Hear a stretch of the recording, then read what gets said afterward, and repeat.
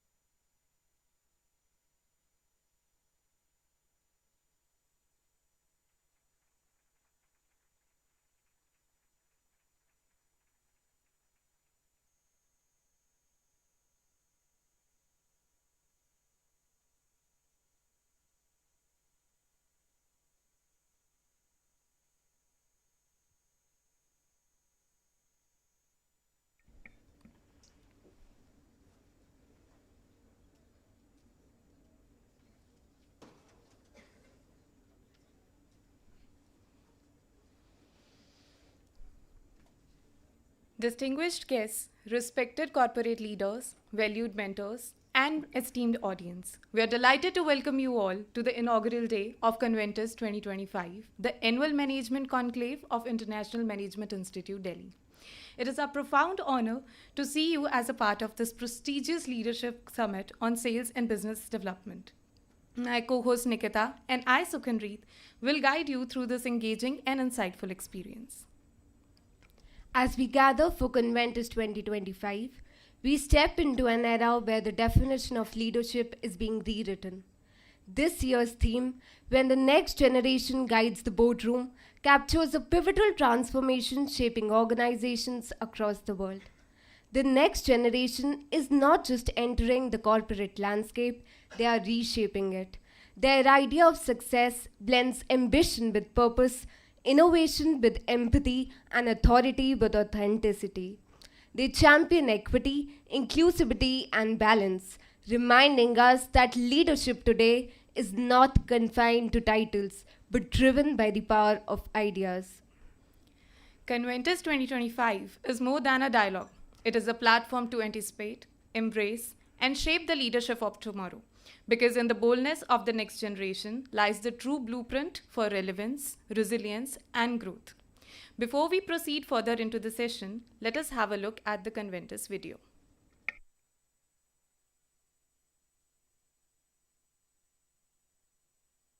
India, the nation of young hearts, stands at a new dawn, brimming with a vibrant generation, restless yet rooted, bold yet balanced, not waiting for a seat at the table, but redefining the very room at large. As boardrooms evolve and the sidelines become the stage, we find ourselves at a pivotal point where lines between hierarchy and harmony blur, and wisdom finds its echo in youth. Learnings from history, hope for the present, and dream for the future. They have it all. A nation has come of age, and at Conventus 2025, we are writing its story. Here, courage is the currency and ideas are influence. So let's join hands to welcome the emerging dawn, to anticipate, shape, and embrace the change that will define our future.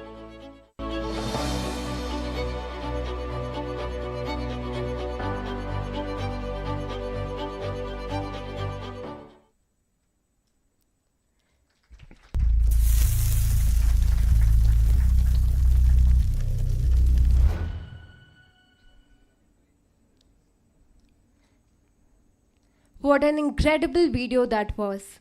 As we continue, our next video takes a closer look at our topic of discussion for the day. Sales beyond numbers, authenticity as the new language of growth. It explores how authenticity anchored in trust, transparency, and meaningful relationships serves as the foundation for sustainable growth in today's ever-evolving business landscape. Let's turn our attention to the screen for this insightful video.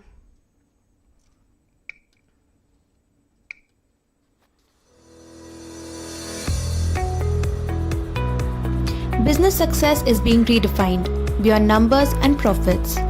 A new generation leads with purpose, balance, and authenticity. Trust, not targets, has become the real measure of growth. Employees shape brand stories. Consumers question their truth. Introducing the authenticity quotient, the new metric of trust, because real growth begins when credibility drives every conversation. At Conventus 2025, we bring this dialogue to the forefront. Industry leaders share how authenticity transforms success. From trust building to reimagined sales strategies, it's time to evolve.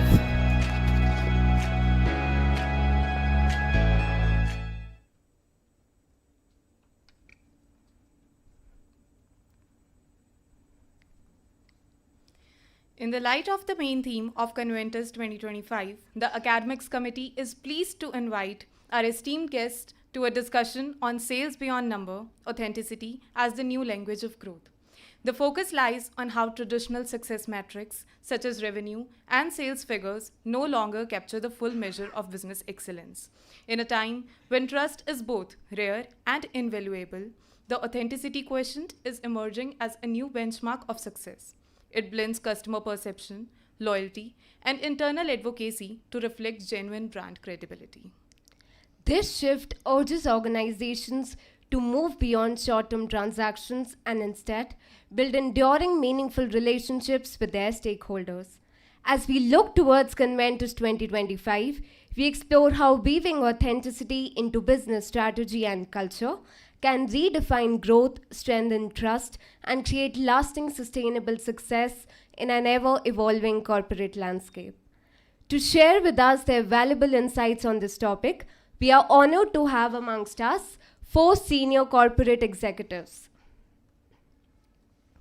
Esteemed guests and valued participants, it is now my distinct honor to introduce the moderator for today's summit. Please join me in welcoming Professor D.K. Batra sir, a distinguished professional whose expertise and insight will guide us through this important discussion. His vast experience and mentorship have been really valuable for the institution and makes him the perfect person to lead today's dialogue. Now, I invite the senior member of Academics Committee, Tanishq Seth, to felicitate Professor D.K. Batra sir.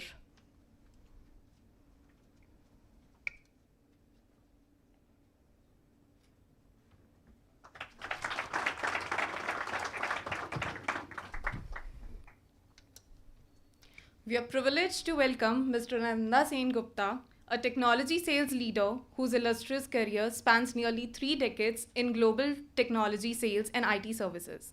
Presently, as a Director of Strategic Services APJ for DT Select customers at Dell Technologies, Mr. Sen Gupta plays a vital role in driving business growth and spearheading innovation throughout the Asia Pacific region, especially in areas like generative AI, multi-cloud, security, and automation.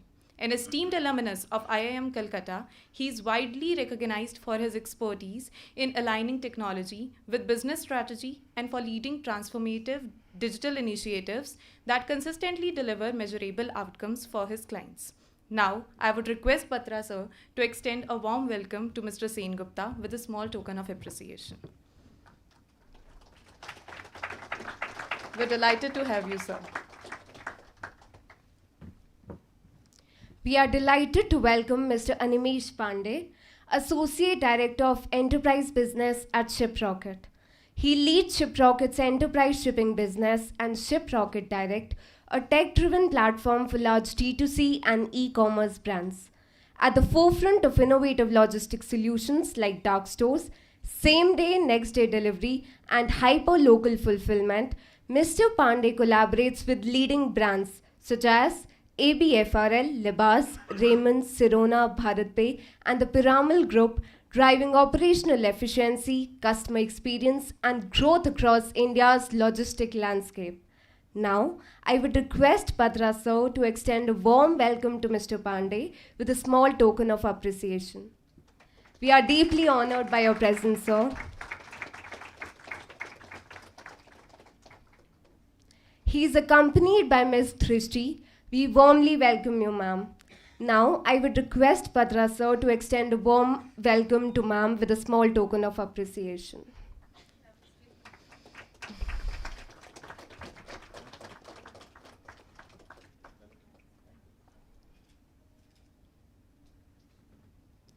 We are honored to welcome Mr. Arvind Suri, a distinguished leader with more than 3 decades of experience in the pharmaceutical industry. Since last 23 years, he has been with India's #1 pharma company, Sun Pharma Laboratories Limited, and is currently heading sales and marketing of Oncology Business Unit as a Senior General Manager. He has been instrumental in shaping and expanding the Oncology Unit, driving growth through strategic vision, innovation, and a steadfast commitment to excellence. An MBA in Marketing and Sales from Christopher Newport University and in General Management from SP Jain, Mr. Suri also completed the Senior Leadership Program at IIM Ahmedabad. Now, I would like to request Batra sir to extend a warm welcome to Mr. Suri with a small token of appreciation. We're delighted to have you with us today.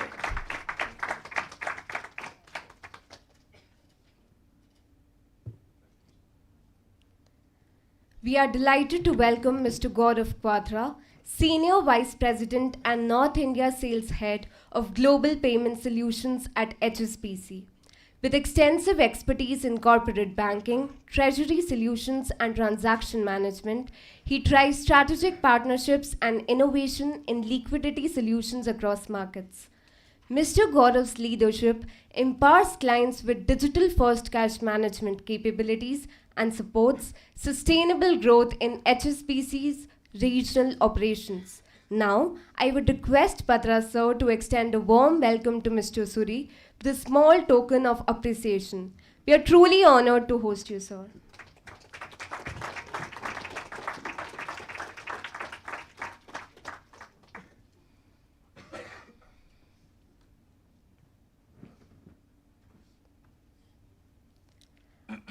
I now hand over the proceedings to Professor D.K. Batra, sir.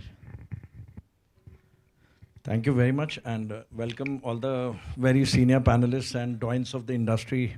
And we had a 1 hour look at their commitment. They came here close to 1 hour before discussing the important aspects so that the such vibrant and future managers who are in this room get benefited by their expertise. The theme of the summit is very, very topical. I mean, I think everyone is talking about boardroom and Gen Z to boardroom. When will that happen? And in the context of the overarching theme, the theme for this summit was very intriguing. So when the student body first approached me, I said, what about authenticity in sales? You know, we've been doing sales with sales as a transaction mode. I've been teaching sales for many years.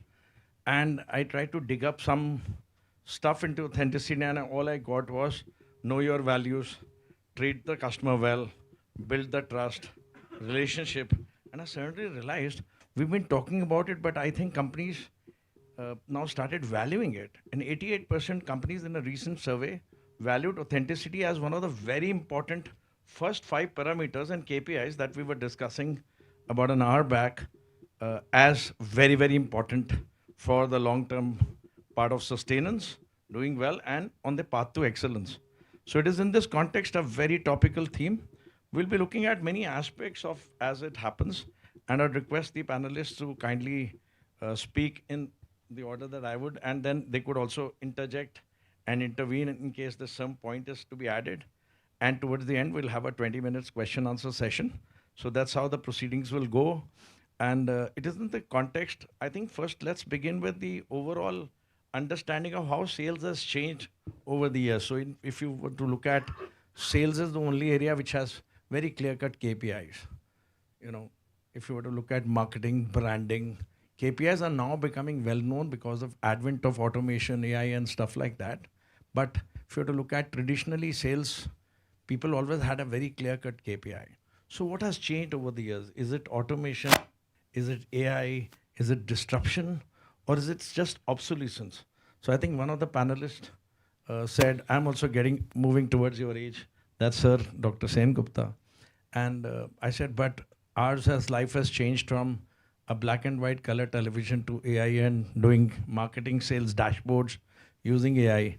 So it is in this context, I would request Gaurav ji to first throw light on the area of authenticity and how it impacts banking. He belongs to a bank, HSBC. Has worked at very senior positions and will also throw light on transparency bit a little bit on over to Gaurav ji. Thank you. Thank you, sir. Now, to your question as to what has changed or why things have evolved, I think that has been a natural transition when society, when customers are more involved, are smarter. You have to be transparent to have a sustainable business. Now, I heard probably Nikita said it, you said it as well, that instead of a transactional sales, it is friends for life is where you're headed to, because that is where you will have a sustainable business. And that has led organizations to introduce even new KPIs, even in the sales side. you'd be surprised probably that numbers or financials could probably be in some of the organizations be for the sales guys just 50% of the KPI is financial and 50% is non-financial. And non-financial part essentially is what one of the pieces is what we are discussing today, which is authenticity quotient. It may not be called in that terminology, but essence is the same. It's the brand loyalty. It's the culture that you are creating, and transparency, to your point, which you said. See, I'm not saying that we are doing because of this, but another external factor in some industries like ours is also regulations. Okay, the regulators are also seeing that whatever is being sold to the customers is transparent. And when you're working with big brands, right, and you have media, social media, etc., you have very conscious about your reputation. And therefore, for your own good, and as I said, I'm using this word for the third time, sustainable business, it's important that you are transparent, because that's how you gain the respect of the customers as well. You cannot underestimate the intellect of anybody, right? Everybody's smart enough, so it's better be transparent and build a healthy relationship. Thank you very much. I'd request Dr. Ananda to speak about the storytelling. I was reading this book, which I was referring to him, Michael Dell, in between my career's growth period, direct to Dell, and he changed the industry. He changed the world. It shifted from the original IBM closed thinking to an open innovation thinking. Um, as I understand that Dell has traversed the journey between that storytelling. What is your storytelling now to the world in the context of authenticity taking predominant space in the area of sales? Over to you, sir. Thank you. Yeah, I think, as you rightly said, it's an evolution, right? It's an evolution for you as Gen Z when you will walk out to the market and see how things evolve. For Dell, it has been evolution. I think we were the first company in 1998 or 97, if I remember the dates right, where you could go to the internet, choose what is your configuration, right, and order it, and directly it used to get shipped to your home. That was, a pioneer in logistics, which actually differentiated Dell from the others. Today, if you look at it, we are absolutely direct. We have a channel strategy, and it's a multi-channel approach which we are taking. And the most important thing, which from a sales standpoint, which I strongly believe that it's sales is nothing but how you make the customer feel. What's the experience which the customer as a consumer goes through? So let's take an example. We all are consumers in some way or the other, right? So when we are buying a product, right, what is that story which is effectively told to us? How do we relate that story to the brand? And how do we effectively ensure that it should be music to our ears, right? And that's how trust is built. That's how authenticity effectively comes into the picture, and that's how a sale happens. So as long as you can make it customer centric, right? As long as you are effectively ensuring that your story is tied to the brand values, right? And I think that's how it effectively drives. Thank you very much for taking us through. I'll again come back to you on this interesting Dell story and story of your life, taking turns in terms of looking at various aspects of sale and the entire gamut of activities and how the sales have changed. I would request Animesh ji to throw light in a completely different industry, which is, I remember I got exposed to Paul Bender, who used to talk about, he came to India once, one of the doyens of logistics. At that time, supply chain was a new term, and I won a raffle ticket to Singapore first class because I was not interested in logistics at that time. But he said, in the year 2030, which is about to happen, the major differentiator will be logistics and supply chain. So in the context of logistics and supply chain taking a very important stride into sales, what are your matrices apart from transparency, trust? How do you build trust when you're working in delivering through a dark store to a customer? Yours is more like one-to-one instead of a segment target based. Over to Animesh ji. So I think when we talk about online commerce, today trust plays a very, very major role, right? I mean, there are so many alternatives to almost everything that, we used to buy probably 20 years back, right? Uh, what has really changed is customer testimony, which has come and stood out and has helped the frontline, salespeople in telling what the value proposition of their product is, how they're better than probably any other alternative that exists in the market. Plus, I feel there's a lot of information, right? If let's say I go and probably claim something about my product, it can be validated or verified in a matter of seconds with just a few clicks on my phone, right? So at this point, what I feel is the best way to gain that trust from the customers is showing the right testimony, to show examples of how your product or your services or whatever you're selling in the market has made a difference in your customers' lives, and that really accelerates your sales today. Thank you very much. Yeah. I thank you very much for throwing light on a very esoteric subject, which I'm still struggling and reading every day. I think we'll be asking you questions on lean technologies, on lean supply chain in a few minutes from now. I would like to request Arvind ji to talk from the standpoint of a number one company pharmaceutical in India now, and Sun Pharma's experience in terms of sales and distribution, channel management, and also building the brand in a market which is full of generics, in a market which influencer marketing is very big. How do you see authenticity in this context of pharma business and you being there at the top level for over 3 decades now and 2+ decades in the same company? Over to Arvind ji to throw some insights into this brilliant world of authenticity in sales. Yeah, thank you.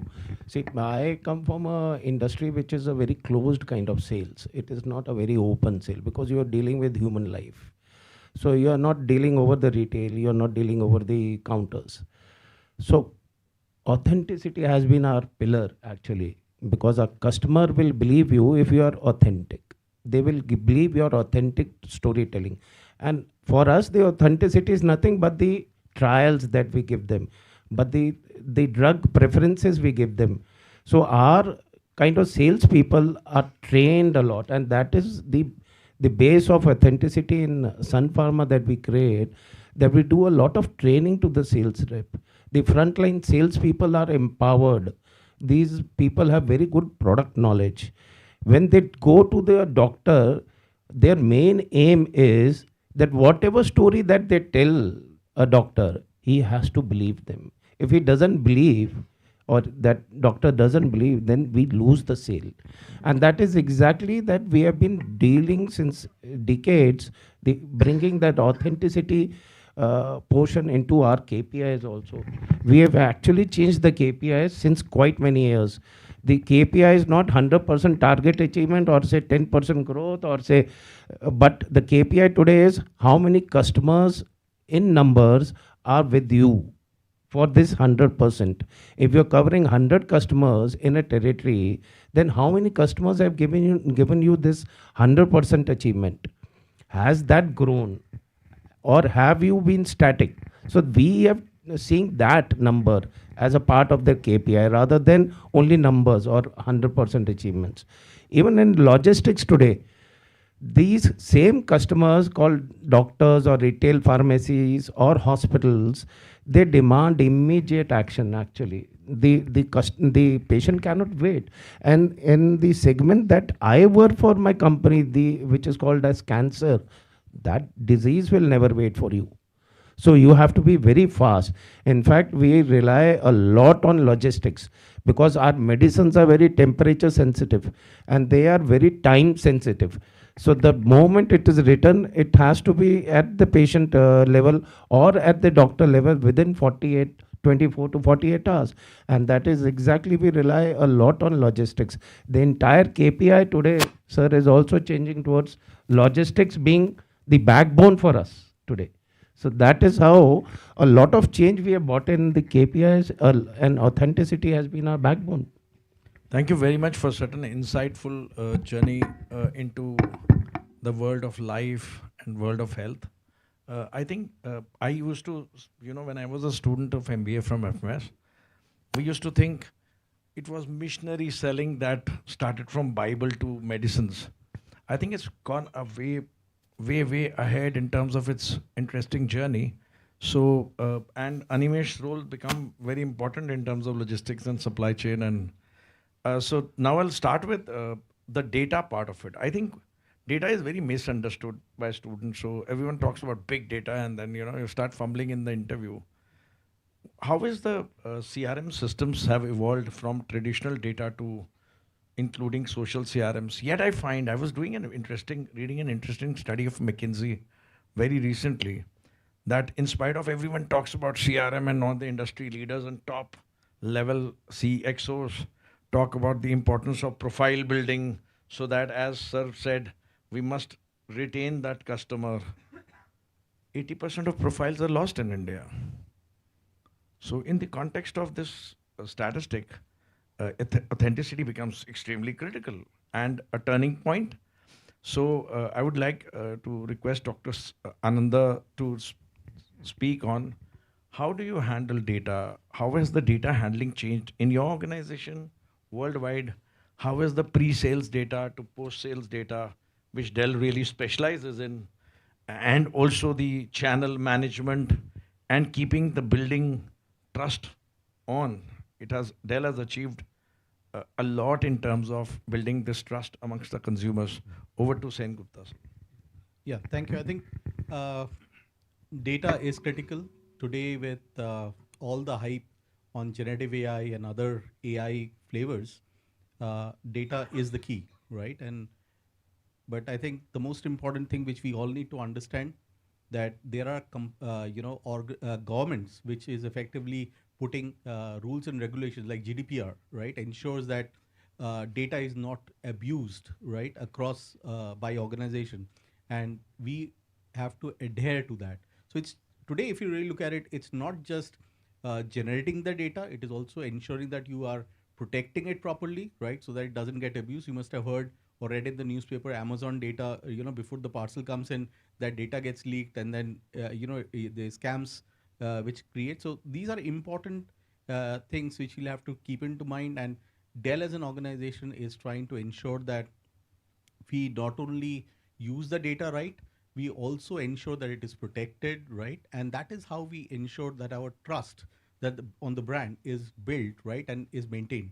So I think every organization, means when it comes to a single repository, and today if you look at data, it's not only block, we are also talking about unstructured data, like say photographs about somebody or things like that are being utilized to ensure that we know the customer pretty well. So like KYC is no longer knowing the name, means there could be multiple Anandas and Gupta, right? So which Anandas and Gupta with the right photograph is my customer is also important, right? So there's a massive evolution of work which is happening in that landscape, and I'm sure we will see a lot more happening in this period of time. A very quick repartee from you on. You talked about data privacy, which is extremely critical, and I'm glad that you mentioned it, because I forgot to ask you about that. When you're looking at social CRM, and like the photograph and the textual and the as well as the verb, the visual part of it, there are softwares which convert that data into. Yes. How is this investment by the company still remain 25% on social CRM vis-a-vis 75% to traditional CRM?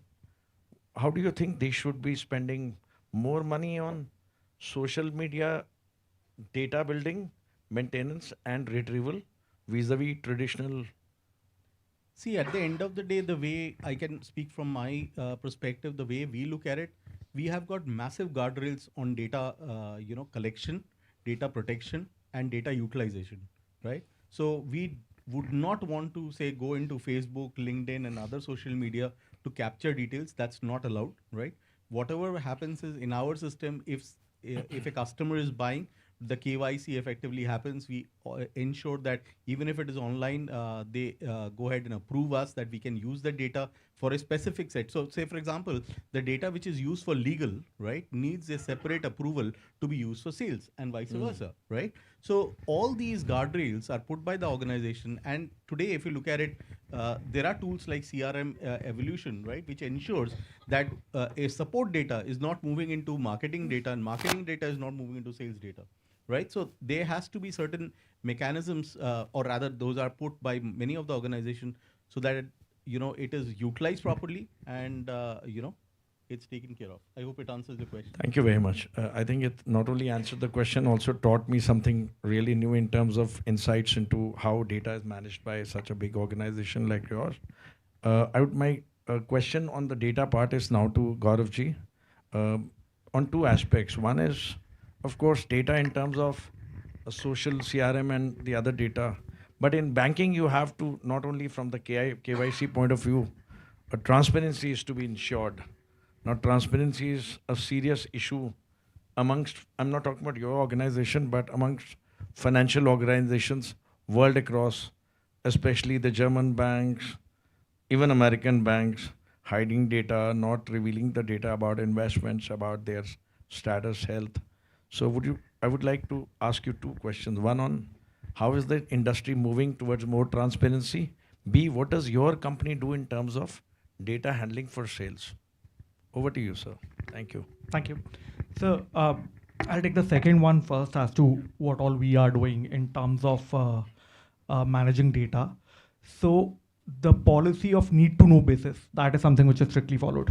Okay. Now, if I've seen the journey whereby if there are 10 people in my team and when the matrices were published, and we are B2B, I'm on the corporate banking side. So if there were details of the entire portfolio, what are the transactions, what are the lending, how much we are earning, so on and so forth, whatever is that kind of data for let's say entire North India. Earlier it was pan India. So I have seen that more and more restriction have come in over a period of time, that earlier people were used to see everything. It got restricted at a region level, then at a person level. So the mantra followed is absolutely need to know basis. And then of course, since we are in banking, we can have material non-public information. Okay, and if we have a client and there's an event which is coming, which can come up, an event could be described as say M&A or capital markets event. So that is something which is MNPI. Having a knowledge of that in advance and doing trading on that is something which is legally and regulatorily it can get you and the organization in trouble. So therefore, the sensitivity around that is very high. There are, when we know there is an event transaction which is happening, there is insider team which is created, NDAs are signed, the projects are coded. You don't even need use the name of the company, which would probably be undergoing a certain event, to ensure that there is no chance anybody outside of the group, the close group which is working on the transaction, gets to know anything about it. So yeah, so more and more tighter controls is what I have seen over a period of time. Now the first one, I guess you asked about the transparency. Transparency in financial and banking business worldwide, not related to your organization alone. Sure. Now again, there are two aspects to the changes that have happened, and of course transparency is really increased. One is organizations doing it on their own, okay, and which I just told you is because of customers getting more evolved, and you want a sustainable business. Now, if, for example, Sun Pharma is my customer, they are sophisticated enough that if I'm sure they have a lot of business in the US. If they are doing lots of exports, what is the foreign exchange, at what rate it is being bought and sold, right? So they are evolved enough. So we need to be very transparent. If we agree on a pricing, it can be demonstrated. Let's say I agree on a pricing. Now I'm giving you real life example so that you could relate to it when you start working. Let's say 2 bips margin, okay? If in future they come and ask me that on 13th April a transaction had happened at 4 p.m., I should be able to demonstrate through, let's say, the interbank rates and 2 bip paisa margin or 2 bip charged on that, and that is what was applied to them. Okay, so that is where it is important. It's coming from us, and we talk to our customers and we challenge them that if you show me that wherever in my pricing, whatever I'm disclosing to you, if I'm not transparent, the relationship goes for a toss. I lose my job, right? So we won't do that. So that is one is organization driven, and second is driven by the regulators. So the regulators have really come down really heavily, whether it is central banks in India, Europe, US, whereby in various things they have asked to break down features, which feature, how it is priced, etc., etc. So it is induced by both organization as well as the regulatory environment. Wonderful. Thank you very much. It was very enlightening in terms of understanding how we need to educate ourselves about how the transparency happens in financial institutions. And especially true of India has been always little more transparent than its Western counterparts. So I'd request now Animesh ji to talk about this data in an industry which requires a lot of athleticism, and that too going to a national athlete amongst us who was a former national champion. Over to Animesh ji about data's usage in the supply chain industry. Thank you. You're too kind. So, data essentially is something that helps you decide how you probably move forward or what are the next steps you take. Right. So, talking about the logistics industry, data becomes very important because let's say an item is reaching from point A to point B in 3 days. What is the customer behavior behind it? Is he really accepting the order or no? Today we are sitting in the age of quick commerce where things reach your home in 10 minutes at a click of a button, right? Brands cannot really afford to delay any kind of shipping or any item to any customer, right? So here data becomes very, very critical. ShipRocket today, gives that leverage to the brands, allows them to benchmark their data against industry performances. We publicly host a lot of data. We provide it anonymously to all the brands who want to use it, and that helps in sales for the brands as well as for, let's say, our carrier partners who actually execute the shipping. Right? They would know where they are not performing well, where the leakages are, where they're not getting the business. So data essentially becomes very, very important in these decision makings. Plus, when I talk about, on the sales front, today it's not just, the data of how many sales call did I make, or how many demos did I give, or how many conversions did I get, or how much revenue came out of it. There's also a lot of social listening to that process where we try to understand, how frequently am I getting in touch with the customer? What is the response rate of customers? Let's say if I'm running a email marketing campaign, how many open rates am I getting? Do I treat my customers who are probably opening my emails more than someone who's not opening them at all? Right? So these are ways you read data. It's very, very important to track every data point to actually make the right decisions for the future, which definitely impact your top line and your business. A very quick question, not related to data, but my daughter told me once, she said, "Oh, बहुत ज़्यादा पैसे खर्च करते हो, on these day-to-day Zeptos," and I said, "Let it happen till it lasts." What is your opinion? Is it going to really last, or it's a bubble? Because ShipRocket business would change. Well, Not I don't. that ShipRocket would exist, but Yeah. it would change. So your personal opinion on So this. I don't Not- really not think. ShipRocket's Yeah, business. I don't really think that this is something which is not going to last in the long term. People are today very, very picky. There are so many brands, and essentially this becomes like a. I would say it makes your brand stand out on how soon you can deliver. Right. Today, like a lot of e-pharma companies, we power their deliveries. Right. Probably, a couple of years back, any order that I would place would come to me in 2 to 3 days. And essentially why I would order my medicines online would be because I'm not getting it at the pharmacist near me. But now the likes of Tata 1mg and TrueMeds, they deliver in a matter of minutes and hours, which of course we power. So we see that shift in customers' buying behavior. Now people have started buying those items which even the local pharmacy might have, but the convenience of getting it quickly to you is really, really catching on, and I don't think there's any going back. So you think the power of a marketeer is going to customers now to demand Absolutely, it absolutely. ASAP. So we'll need to see whether this is going to be like a 10-minute gig or a 30-minute Yeah, gig right. where it, sort That of would change, but it stagnates. would stay. Yeah, but it's there to stay. Wonderful. Thank you very much. What an interesting storytelling in terms of looking at data now so far. I think three important speakers have thrown an important issue, which is often misunderstood.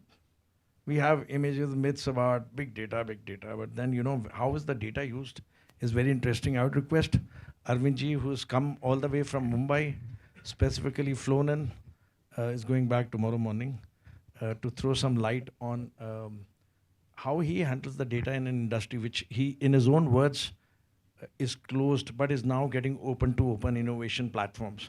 Over to Arvindji. Yeah, thank you. Yeah. Definitely, I love to come here again and again. That is one part of the story. But yes, data. Data is one of the things that even in pharma industry is the most important part. There are hosts of company which gives us a lot of data as far as sales are concerned, SKU wise. You have IMS, you have ORG throwing a lot of data. SMSRC giving you a prescription wise data for the doctors. But what Sun Pharma has done in the last 2 years, we've invested $200 million in capturing data of a customer, which none of the pharma companies across the world have done. Now, what I mean by capturing the data of the customer, the prescription habit of a customer, the patient profile that comes to a customer, and specifically what is his preferences when he's writing a prescription. In other words, it is a very close data again with us. It is not a very open data we cannot share with anyone, but it is shared within the team. Once you make your brand plans, you get those datas. And your data is absolutely on those, a thorough investigation.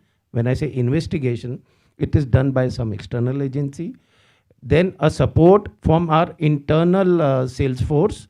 So that data is very important for us, and we maintain that data and work towards a better brand planning, better strategy planning, better approach to the customer. And with the kind of investments that Sun is doing today in data management, I'm sure that is going across even in finance, even in logistics, even in clinical trials that we do. A lot of data that we produce, we keep it with us for future molecules or future growths that we are looking at. So this data management is a very important part.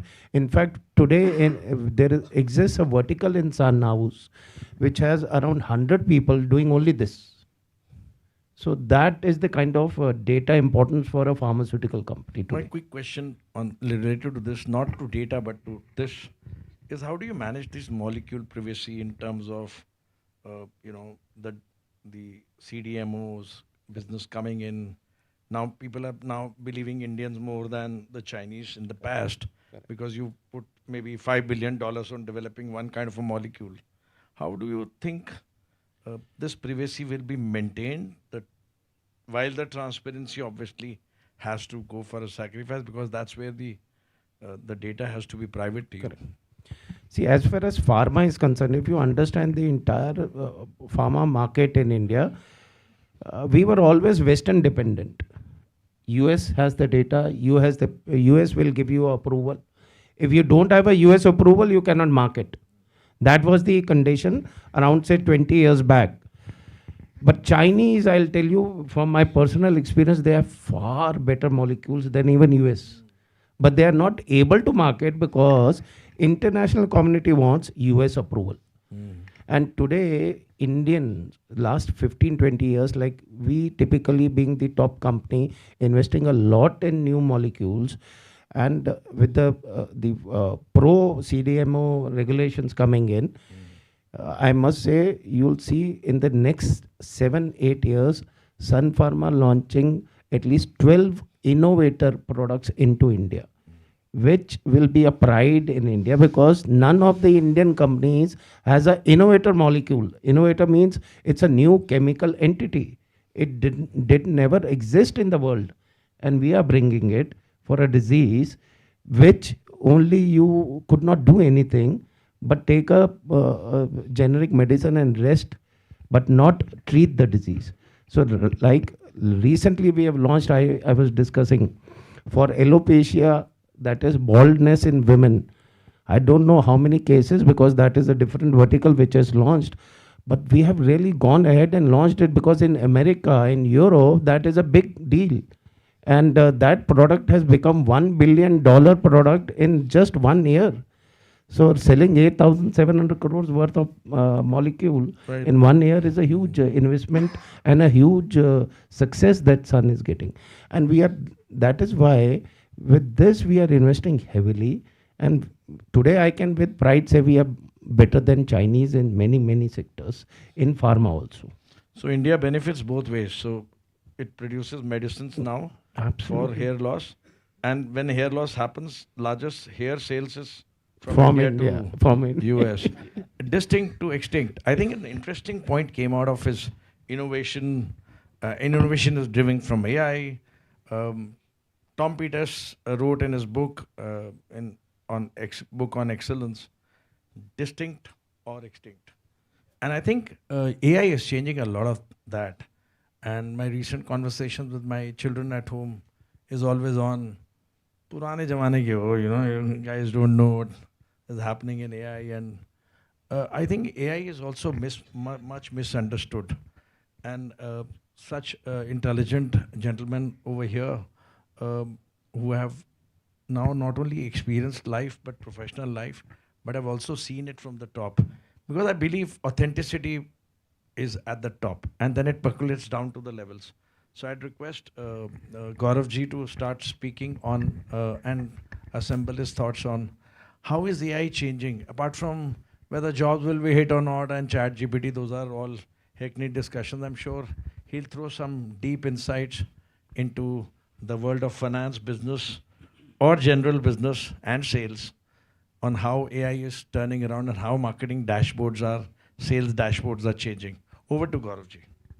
Yeah, thank you. So, of course, I think there is no topic and which cannot be, the discussion can be completed without AI. This is whatever 12th or 13th session that you are having. I'm sure all the 13 sessions you would have had AI discussion, right? So, of course, things are changing. We are just scratching the surface, whether it is sales, whether it is marketing and the data, or the data insights that we are getting, and even servicing. So I'll take example of servicing, impact of AI, and related to authenticity and customer experience. Now, for my top B2B clients, so for example, again taking Sun Pharma or Dell or Shiprocket, if a treasurer or a CFO wants to know something, they will not be calling call centers, right? And neither do they have time, and the critical things that they are dealing with, they have to be answered immediately. So typically, even the account managers or the service managers who are there, they are senior people, okay? And they are not call centers. Therefore, with the advent of AI, what we have done is a lot of time that these guys used to spend, let's say, on solving queries, because even a bank will have 10 IT systems to get data from somewhere or the other and give the information quickly to the client. That has been, say, substituted a lot by AI. So that query management has time, let's say, comes down drastically. Okay. Now, does that impact jobs, or in long run? I don't know. I'm talking what is happening right now, or what's that the purpose that the banks are making tools which are faster to respond to the clients? Is it driven by customer experience or customer excellence? That is the motive, and not that the man hours or manpower can be reduced. In fact, what has happened is that has elevated the experience of customers, in the sense that these account managers now have more time to do more productive conversations with the client. Now, for example, they can see the data, or in front of them they can see the matrix of, say, Sun Pharma, 20 countries, some transactions, something or the other, and they can see that there is a scope of some operational efficiency, some improvement, and that account manager whose time has been freed because of AI and use of that can use to better guide that client on something else. Okay, so AI is not leading to job loss over there. AI is leading to better customer experience and better authenticity quotient, if I may say so. Excellent drive and deep dive into experience. I think that's the point I failed to ask you, but you came out making it very clear in terms of how to handle conversation. Now it's customers are demanding more one-to-one. Customers are wanting a one-to-one solution, one-to-one conversation, one-to-one needs and wants, and they're becoming more demanding every day. I think that way the MBA perspective of students has to change to use AI as a tool to enrich themselves than because I think experience is important about touch points. So I'd request Ananda ji to throw some light on how not just Dell but maybe other across industries this experience has been there. So how does this touch point and customer experience has been changing with the advent of AI, first robotics and stuff like that, or even automation driving these industries, trying to remain what is called retain and competitive edge over the others. Over to Anandaji. Yeah, I think AI is, as he rightly said, we are scratching the surface. A lot of work has to be done. It will not, means the way I look at it, if somebody is doing a job which is repetitive, right, I'm sure that job will be taken over by AI, right? So let's take an example. You are doing data entry. Technically speaking, that job will not exist in the future, right? Somebody else is going to do that. So that will effectively pivot you to do more, innovative activities. Like he said, utilize insight to help a customer. If you are in sales or if you are in marketing, utilize insights by virtue of which you can increase the brand value. Now, the most important thing while we are effectively doing that, protecting is also very critical. Like, Arvind was talking about molecular information and those kinds of stuff. Security is becoming a massive challenge for the corporate, right? So if you really look at it, while everybody wants to invest on AI, wants to automate, and automation has been there for at least ages, right? Industry 1.0 itself had automation to a good extent, right? And it's an evolution which is always happening and it'll keep on evolving with 4.0 and beyond. But I think what I effectively want to tell you is that it's a myth that there'll be job losses. It actually improves you. Means the example which I always give in 1980s when computers came in, right? There was a massive. If you read the back papers, everybody said jobs will be lost and so on and so on. Today, if you look at it, it has become a tool for us to deliver more, right? What our earlier generation was delivering, today we are doing exponentially. The next generation would again do exponentially better because these tools will effectively help you gain that part, right? So I think that's the thing. Did I answer your question? You did. Right? I would like a very quick this thing on how is Dell moving towards using this to keep this ahead of other stuff using AI or automation? Yeah, so I think Dell has, as an organization, has got dual role here. We are not only utilizing AI to help ourselves and our customers in utilizing our support services, our product knowledge, and so on and so forth, which is more from helping the consumer do self-help, right? And also there is a concept called as self-heal. I do not know whether you have heard about it today and tomorrow. So obviously it's an evolution. You will see that computers will tend to resolve the problem without you knowing about it, right? So today, say for example, you have got a RAM problem, right? You have to go to the log, you have to look at, what is the issue, then you have to raise a ticket, somebody then ships it, the entire logistics happened. The world is moving into a situation where if it is a hardware issue, you need not know. Before the RAM or the disk or whatever motherboard fails, you will actually get an engineer and the RAM at your doorstep to go ahead and fix it. That's one. So its telemetry is also a massive data point which is getting utilized. right? What was the second topic? I forgot. On this one only. On What this, is Dell the doing second, yeah, to the stay ahead second, of others? yeah, the second point, which is very important, Dell as an organization, because we provide solutions to organization, right? So we have got something called as the Dell AI Factory, right? So if you actually go ahead and That's what I wanted to talk. so Dell AI Factory is basically a solution by virtue of which we use our product, we use our services, we use a global methodology which is proved and tested, right? And we enable organization not only build the quality data, do data management, data engineering. On the other hand, you effectively get into services by ensuring that you have got a strategy in place first. Because see, AI might sound pretty good, but there are so many hallucination orphaned stage which you will go back and actually a lot of organizations have burned their hands trying to implement it. It just doesn't, it's not a plug and play solution, right? So that's something which obviously we are trying to help. And I think we work very closely with NVIDIA, right? And I think we are a massive player in that space. I hope that Exciting. answers. Not only answers, I think it gave a very exciting understanding of how things are moving so fast with business solutions changing completely volte-face to what they were. I would request Arvind ji to throw some light in an industry which is hardcore sales distribution driven. Do you think even the channel management would change with the help of automation and AI? Because your industry is very channel driven. Over to you, sir. Yeah. See, personally, I'll first share my own experience, right? When AI came in around 2 years back into our industry, the first thing we went was back to our customers whether they really require it. For us, the customer is nothing but the doctor himself. So the first thing he said, no, AI is not required in my thing, so you also don't require it. But we didn't stop at that.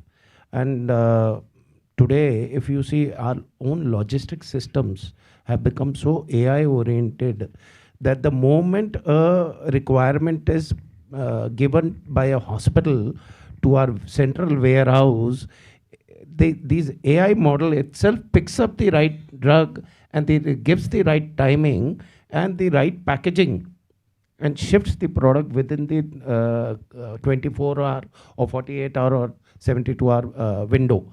That is how the life has improved actually at warehouses also. We don't see any loss of jobs, but we've seen enrichment of job which is happening and enrichment of the entire ecosystem which has happened within our pharma logistics because of AI. At the same time, those same doctors who said no, just yesterday, I did one AI case study at Bombay at one of the leading hospitals called as Jaslok, wherein those AI systems only populated the case study on breast cancer across the world, and there were 10 doctors discussing that. And so that is the transition actually which has happened for pharma industry, and we are picking that up very well. In fact, like Gaurav also said, we don't see any job loss, but a lot of job enrichment which is happening because of AI.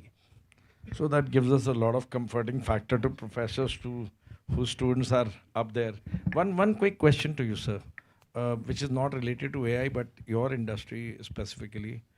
When you're looking at this channel management and you, as you said that AI and automation is populating, why is the pharma industry, not your company, not focusing on chemists? Why is this old thing about a doctor getting influenced? A lot of diseases now, go without a prescription, So there's this whole distance between prescription drugs versus chemist. As now today, I talked to FMCG majors.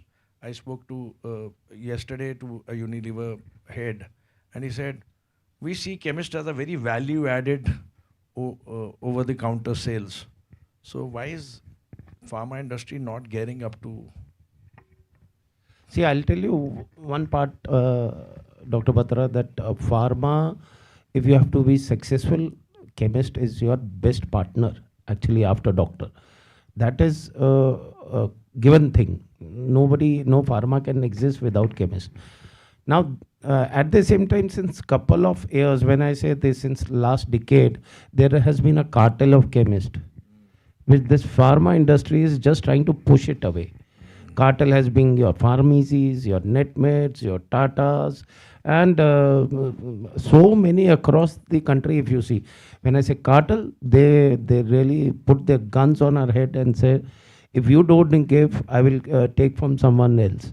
And that is where many big companies like us, we have pushed away those cartels, saying, don't sell our products. Our doctor will insist to get our products to the patient, and we have been very successful in that. In fact, I'll tell you, we are forming our own retail chain now. Very soon you will see Sun Pharma getting into retail with not less than 100 chemists at one first go itself, and those chemists will be owned and operated by us. Wow, wonderful. So that is how we are going a transition. We have started our own hospitals. Actually, we have 3 hospitals now, which Sun has made and is operating, and that is one parallel business shift which has happened, because pharma cannot exist without hospital, because pharma cannot exist without a chemist, and that is our thinking ingrained. Thank you very much. I think all the 3 speakers, very exciting to know, have been very bare all kind of mood today, and have been very direct about things which are usually hidden from us professors and students over here. I would request Animesh ji to talk about, because he's just recently moved into Ship Rocket, he has also have experience in other organizations. So can you tell us about how this automation, has it really helped, or it's also lead to failures in terms of human interaction getting missing out of this AI automation driven life of a supply chain manager? See, there are always pros and cons to everything, right? If I talk about ShipRocket, we recently implemented, our own internal co-pilot. So essentially, when anybody would want to ship anything, they would want to actually see the dashboards and see where or which partner to choose, what are the best ways to optimize costs or the SLAs that they promise to their customers. So a lot of these queries would come to key account managers or probably the support teams, to make those decisions for them. But after implementing the co-pilot, this became like a prompt-based, engine for the customers, where they could just go to their dashboard, prompt that, hey, I want to ship something from point A to point B. What is my best partner? I want to optimize on cost and I want to optimize on speed, right? Plus, there are also decisions to be made. Where should I ship from? A lot of times, shipping from a metro to a metro would be much faster than shipping from a non-metro to another metro, right? So these decisions actually lead to a lot of incremental value for at least the D2C brands who are selling online, right? And all of this completely went away. All the manual intervention there completely went away when we, introduced the ShipRocket Copilot, right? Which is when we understood that those account managers now have a use case for this Copilot where they can go deeper into the supply chain problems and suggest on better points where, today something, like a basic thing where if they want to choose a partner can be solved by the Copilot. They can get into the, problems which are like a second order problems or the third order problems, which makes the conversation or, probably their relation with the brand much, much better, because they get that depth in the conversation that they have with the brands. The, outcomes are, much pointed towards the actual goals of the company. It's not just about speed. It's also about optimizing the location, right? That is what came out of, the first level deciding the partner, right? So in the example that I gave, since the co-pilot could now decide which partner to choose, the key account manager could actually deep down into the data and said that, hey, why don't you ship this item from, point B instead of point A? It will reach faster and you will save cost and your customer experience will also be better. So I totally concur, with everybody in the panel that AI is here to, add a lot of value to make us do a lot of more with what we do today, but it's not here to take our jobs. Thank you for, yeah, please. So I think just to take a cue from what he said, see, what is happening here is like the example Arvind gave. They have got hospital. They will effectively move into, the pharmacies, right? Logistics, the kind of data which is effectively helping, or AI is helping them to do that. I think the world is moving towards where there will be a tremendous amount of data, and according to me, data federation becomes a key, right? Because if you do not have a guardrail, a proper guardrail, if you do not have a mechanism, a framework, right, which is secured, which is ensures that the right data goes to the right set of people. And I think you used that word. What was that word which said that you need to know, right? So whatever you need to know will effectively help you get that. So that kind of a framework is something which I think the next generation would surely have to define, right? And those are the kinds of pivotal areas which we would look at, you guys to effectively define. So don't worry about your jobs. Just focus on your skills. So such beautiful pearls of wisdom coming out of such an illustrated panel. One of the important things which I wanted to ask him, but I think you added this whole value to what we were discussing. Why don't we reach villages in India? Whether it's banking, whether it's ship rocket, whether it's pharma, whether it's Dell. There are 7.5 lakh villages estimated as per census 2010. It was about 6.5. 30% of villages cannot be reached because they are less than 500. So if you were to look at 35% villages which are substantial, even those are not reached by either the service organizations or I'm not talking about HSBC, but because that's a high value driven company. But general, your observation, as the lady has given me a chit to finish it in next 6 minutes. So 2 quick fire rounds on. Why have we not reached the interiors of India? The rural market, the bottom of pyramid market. And it's free for all and everyone can speak. A quick fire round on when will we reach the as villages? far as pharma is concerned, I must tell you we are already there. Don't worry, because we have covered at least, like rightly said, all the villages you pick up, you'll find pharma there. When I say pharma, we are, as a company, Sun Pharma is essentially there, but there are many companies. Now, the business model is different there. We don't make much profits because we have a separate vertical manufacturing for them and a separate vertical marketing for them. We called as rural sales and marketing. We have given them this name, and we are doing a lot many activities to bring that kind of employment even at village level, and bring the drugs and the doctors at the village level. Gaurav, when you think, well, for instance, SBI had what is called distribution channel, which got approved in the last RBI modification. When will they actually reach the other banks or brokers, the villages? Now, sir, I think again, digitization, there is no requirement for brick or mortar branches or anything to reach.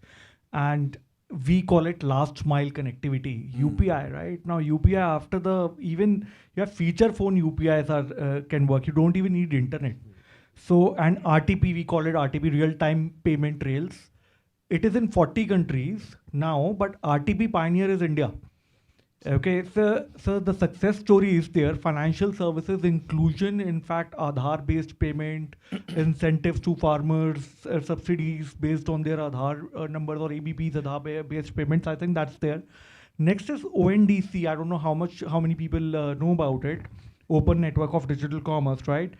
It has. I hope it does good. And if it does good, I think there are other financial services through ONDC. It's not taken off at the moment, but it will. Not. It will. The Hope intention so. is pretty good. Yeah, hope so. So maybe your thoughts on not just rural, but I was reading this statistics which was about Unilever hardly reaching 60 lakhs outfits, while we are a nation of 2 crore retail stores. Yeah, means I do not know about Unilever, but I can tell you this, that Amazon claims to cover 100%, if not, or rather 99%, if not 100%, of all the PIN codes, right, in India.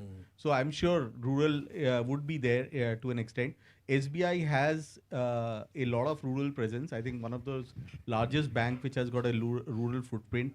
I used to support India Post and IPBP. Both of them are predominantly available. Mostly, I think the majority of the business they used to do was rural presence. It's a Government of India initiative, right? And I'm sure with the kind of landscape where the kind of focus the country is giving in agriculture, things will change, right? A lot of people who are well educated are going back to their roots into farming, right? GMO is becoming massively important for us. So I'm sure we will see a massive transformation in that space too. Animesh, your quick thoughts on two things very quickly.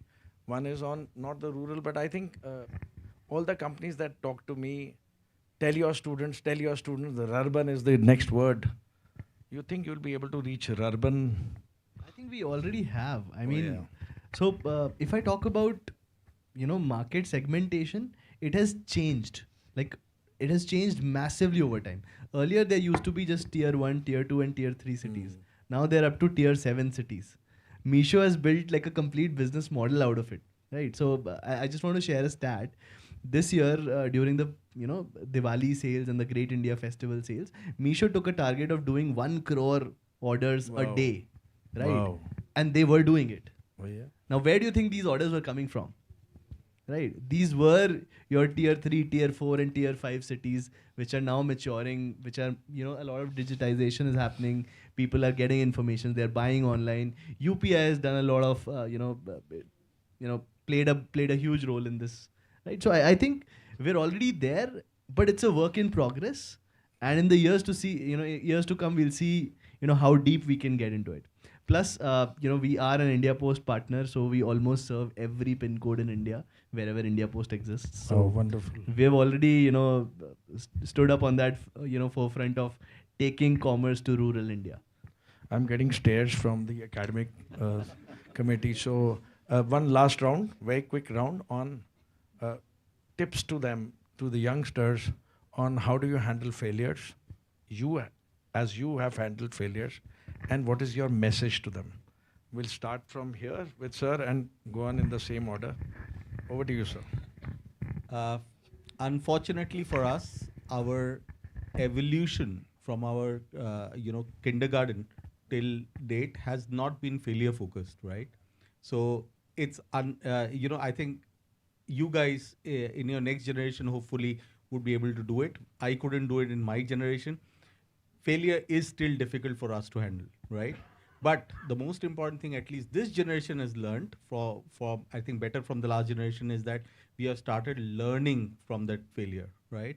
So as long as you can learn from it, as long as you can ensure that you do not repeat that failure, right? I think that will give you a lot of motivation. And trust me, if you are in a path and if you are not failing, you might be on a wrong path, right? So that's all I have to say. 1 minute, Animesh ji. I actually We'll have a totally- quick 15 to 18 minutes question answers to round for all of you. Yeah.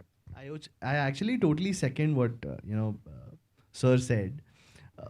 If you don't fail, you're probably doing something wrong, right? And we'll need to bring our mindset, or we'll need to think of it that way, right? Failures are experiences that we learn from, correct, iterate, try again, maybe fail again, and then finally succeed, right? Correct. So I take a professional example more. Please. My own owner, he failed say 10 times actually in his the day he took 10,000 rupees from his father to start Sun Pharma. So he said, for first billion, it took me 20 years. $1 billion, it took me 20 years. But the second billion came in 5 years. The third billion came in 1 year. And the sixth billion came in, the additional 2 came in every 6 months. I failed many times, but I corrected my course of action. And that is exactly, if you fail, you should be very transparent about it to your customer, to yourself, to your seniors, and then take a course correction. That is all I can say. It almost sounds like the beautiful book I had read on how to be a successful business executive about this entrepreneurship.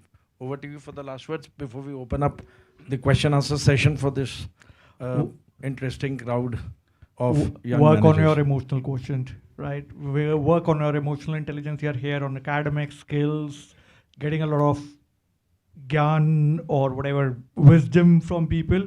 Work on your emotional quotient, whether it is failures professionally, personally, breakups, job losses, whatever it is, emotional quotient. And parents at home or leaders at the organization, they have to have a fail-proof organization or fail-proof environment whereby or it's safe. People feel safe to discuss and transparently can talk about things. Thank you very much. So still not the end, but over to you for question answers. I think the team will help us take it to the question answer sessions. Over to you. Now the floor is open for any questions from the audience. Yes, please. Can we pass on the mic to her? Somebody pass on the mic to her, please. Do we hand it over? You can. We will hand it over, sir. Please. We can also do some more. Hello. Thank you very much, sir. Thanks. Very kind of you, Dr. Amda. So first of all, a very really thank you so much for such an insightful and a wonderful session. It was really informative. And thank you, Dr. Batra, Thank you. for moderating the session so well. So my question is that when the credibility of a company or a brand is damaged, what is the most fastest and the most responsible way for the course correction as well as for gaining the trust for the company? Who would like to answer? Yes. See, if as far as the credibility of a brand is not proper or maybe damaged, my always take has been look at first is accept it that it has happened.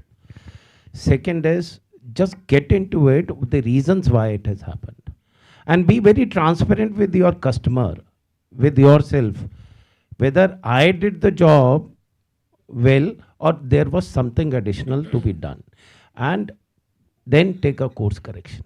That means first, the moment you accept it, you will find some fault somewhere in your brand strategy. That is why the credibility has damaged. Then you get to the course correction, A, B, C, and then get back to your customer with a reinvented kind of a brand strategy. And it has really helped. Be very clear, very transparent in accepting your mistakes and working on it. So it actually matches with the theme that we are talking about. Can we have the next question, please? Or in the meanwhile, we get the next question. Thank you so much, panelist. So basically, the next question is how broadly companies are realigning their strategies to ensure the need for being transparent without compromising their trade secrets or competitive positioning.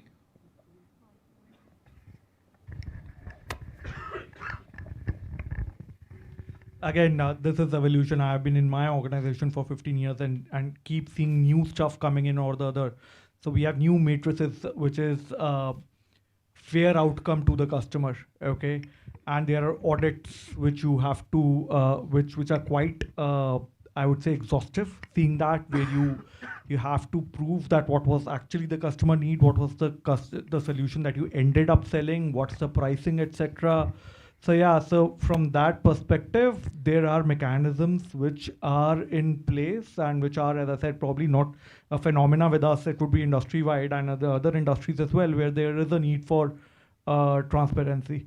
And again, both from the organization side, from the stakeholders, external stakeholders, that's the ecosystem which is getting evolved to. What are the next question, please? Good evening, sir. Identify yourself and also you can post the question to specific. So much light. If you Yeah. can raise your hands, we'll be at least seeing. Yeah, we'll Good not be evening, able to sir. see you here from here. Yeah. Right. Firstly, thank you so much for such an engaging session. As Arvind sir rightly mentioned, how Sun Pharma is moving into retail and more forward integration is happening with a lot of companies. So how does a company maintain its transparency and trust with the consumers as they are integrating more forwardly while being profitable as well as maintaining its positioning in the market? Actually, in our business, the first thing we did was empower our salespeople, the frontline field force. When I say empower them with empathy, with autonomy to take correct decisions when they are in front of the customer. So that has been pushed up to down by us, and that is where when our sales guy stands in front of a customer, then customer is very clear that I will get a good story. That is one part which is acceptable. He is very transparent. At the same time, if any decision, it has to be taken now, and he will take that decision. So that is how we have frameworked our outlook like this. Going forward, we are also spending a lot on training these frontline salespeople. Apart from the regular measure that we take, that we are very transparent, our stories are supported with ethics. We are more into ethical sales and marketing. Our stories are supported with a lot of data, whether a clinical trial data, whether a patient data, so that the customer accepts it and starts the support immediately. Support means the business for us. In fact, when I was doing my first job in 1988, I asked this question to one of the senior managers. ये balance score card क्यों नहीं आप use करते? He said ये strategy का है. This is not to do with sales. But look at today we are having a summit on looking at transparency, looking at authenticity. In fact, that balance scorecard we started using already. Again, long it has time. made a comeback. Long time. Yeah. So sales guys were not looking at it earlier, and it's been there for years. And this formats. I'll tell you, as far as me, I am a strong, very out and out sales guy. It is only last 6 years that I am also handling marketing along with it. I would Otherwise, I was only a sales guy. Right. I would request both of them to speak a few sentences on this. It's a very important. Yeah, I think it's very relevant. If you really ask me, the most important factor which I effectively say it. Let's look at Pidilite, right? So Fevicol, right? And Piyush Pandey, may God rest in peace. If you really look at it, the tagline for that is "Aisa jor banaye," which is "Salo sal na tod paye," right? Now imagine a sales guy for Fevicol goes and talks to the customer. As long as he can carry that, feeling forward, right? As long as he's authentic to that factor that, look, we make things which does not break. You are ensuring that the feeling, the consumer feeling is maintained, and it addresses all your thing. And back end, from an organization standpoint, your share of wallet, retaining your customer just is cakewalk. So I totally agree with this. I feel that this, comes top down, and if it doesn't, do you think the frontline salespeople would probably be able to build that belief? And without that belief, will they be able to sell? I don't think so. So I think this has to come top down, and this stance has to be maintained. Only then sales is possible. So very well said. Trickle down, trickle across, trickle down. It's like the water flowing down from the steps. We'd have. I think we can squeeze in 3 questions. Oh, okay. So next question. Yes.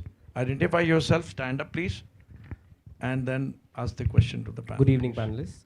I have a very specific question. When we discussed about authenticity, we focused primarily on transparency. But I would like some thoughts from Mr. Sengupta over ethical practices. How does this impact the overall authenticity question of a brand?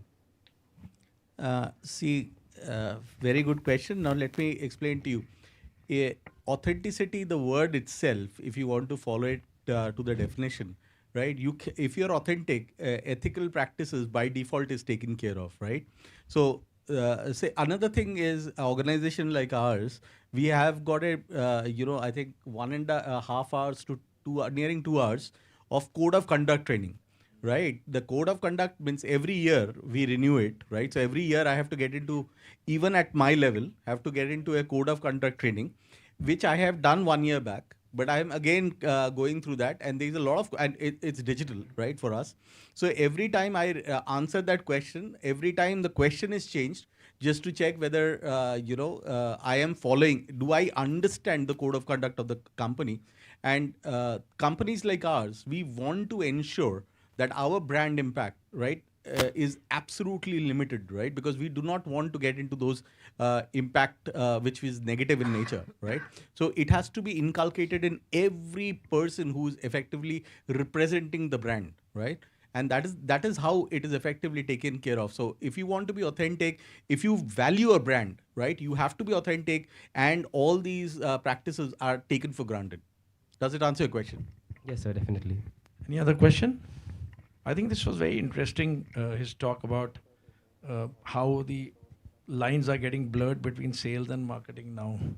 I think we are moving towards more than sales.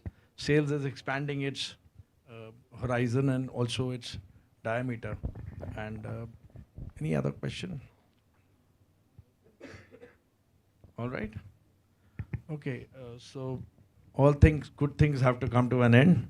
I think we had a galaxy of speakers, which made not only this, at my old age, very exciting to listen to them, learn from them, and also update ourselves.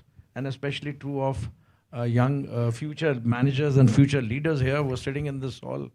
So with their blessings, we can look at how to progress in life. I think we had a very interesting discussion on how sales is linked to authenticity, the new parameters linked to authenticity, the channel partnerships, and how logistics and supply chain has come into not only into existence but coming into as a dominating force to create that little difference, that distinctive edge over the others. We also learned a lot about how the financial markets work, how sales and marketing are linked to data, the CRM, and how AI is going to be changing this world in terms of expanding, enriching. These are the two words I picked up. And I think it's very, very exciting to have, get them to come back here again, not only for placement, but also for coming and helping our students, talking to them through this interaction over classes. Thank you very much. Thank you all. I would now hand it over to the team, but just one quote, as professors do, my favorite quote, which is, nothing is as strong as an idea whose time has come. Victor Hugo said, nothing is as strong as an idea which has already happening. Future has happened yesterday. I think it's also important to look at a top goal. Michelangelo said once, the greatest danger is not that we aim too high and miss it, but that we aim too low and get it. Thank you very much, ladies and gentlemen, for an exciting evening. Over to them.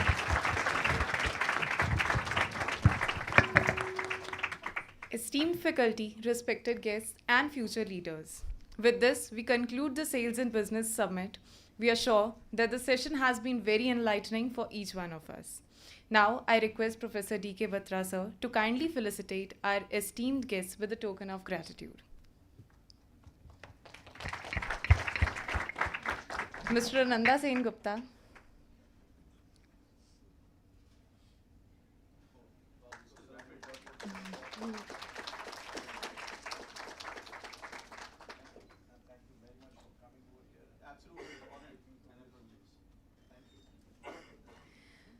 Mr. Animesh Pandey.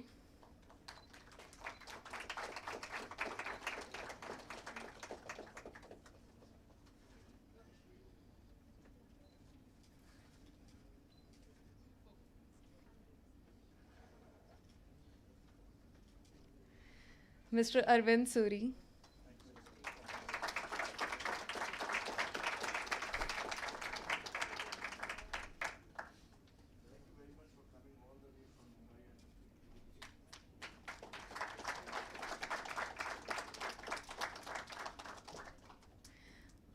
Mr. Gaurav Quatra.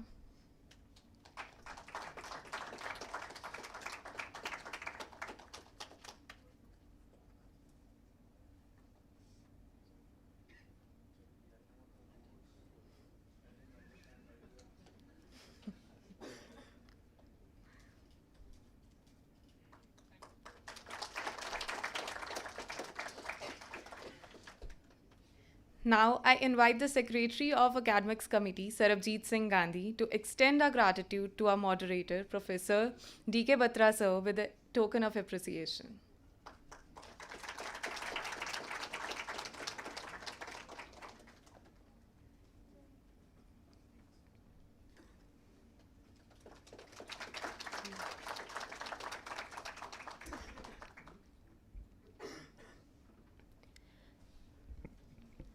We are truly grateful to our panelists for their exceptional contributions in the summit. Their profound insights have greatly enriched our experience. We express our profound gratitude to our esteemed moderator, whose exemplary leadership and insightful guidance have greatly enriched our discussions. Your ability to foster engagement and elevate dialogue has made a lasting impact on our gathering. We extend our heartfelt gratitude to all our esteemed sponsors for their invaluable support in making Conventus 2025, the annual management conclave of IMI Delhi, a grand success. A special thanks to our title sponsor, Bank of Baroda, whose partnership has been instrumental in bringing this event to life. We are equally thankful to our co-sponsor, RPSG, and our Finance Summit sponsor, Indian Bank, for their continued encouragement.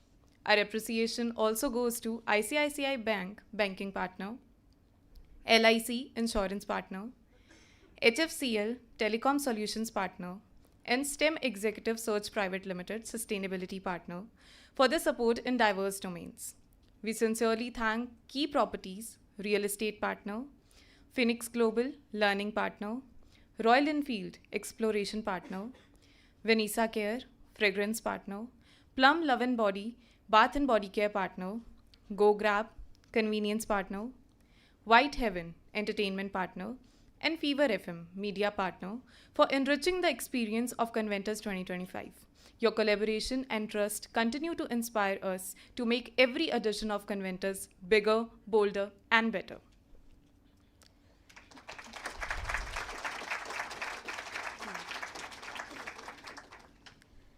Thank you all for being a part of this enriching summit. Your presence made it meaningful. As we wrap up this inspiring summit, we would now like to request all our esteemed speakers, ma'am, moderator, and the entire academics committee team to come forward for a group photograph.